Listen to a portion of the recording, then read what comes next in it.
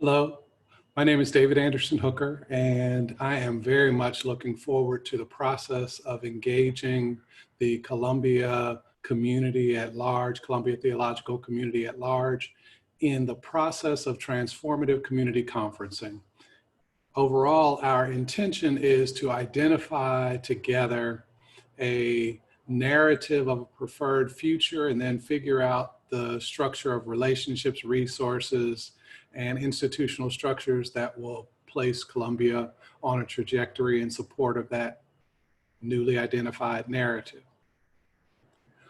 Recently, I was in a call with some members of the Columbia community, and someone asked, I think almost rhetorically, whether the spaces would, of course, be safe spaces for these conversations. And I think it was a rhetorical question because my response seemed to shock the person. I said, well, not so much safe space, but brave space. I hope that the distinction is important. Let me make the distinction for you so that you'll know what we're saying. Safe space is one in which people feel comfortable, in which people don't feel marginalized or judged or attacked or assaulted, insulted in any way. And certainly the rules of engagement, our covenant of hospitality for our time together, will seek to avoid any kind of direct and personal attack. We begin with the principle that the people aren't the problem is the problem. And so the problem may well be attacked and addressed more directly or forthrightly. But the problem with safe space is because for many, safe space equates to comfort. And that would mean that the person who is the least comfortable in difficult conversations gets to dictate the depth to which we are able to engage the subject. And so I can't suggest that the space will be exclusively a safe space. What I do want to create, though, is brave space.